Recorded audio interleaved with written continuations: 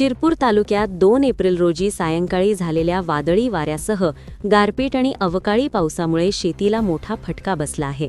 या नैसर्गिक आपत्तीत सुमारे 30 गावांतील 392 हेक्टर क्षेत्रावरील पिकांचे नुकसान झाले असून तब्बल 480 शेतकरी बाधित झाल्याचा प्राथमिक अंदाज प्रशासनाने व्यक्त केला आहे।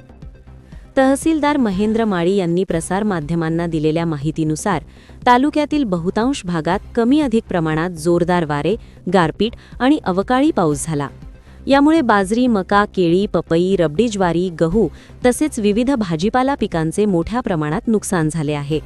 दरम्यान अहिल्यापूर येथे वीज कोसळून 2 बैल दगावल्याची दुर्दैवी घटना घडली असून यामुळे शेतकऱ्यांचे अतिरिक्त नुकसान झाले आहे। या पार्श्वभूमीवर प्रशासनाने तातडीने हालचाली करत नुकसानग्रस्त गावांतील तलाठी, कृषी सहाय्यक आणि ग्रामसेवक यांना पंचनामे करण्याचे आदेश दिले आहेत।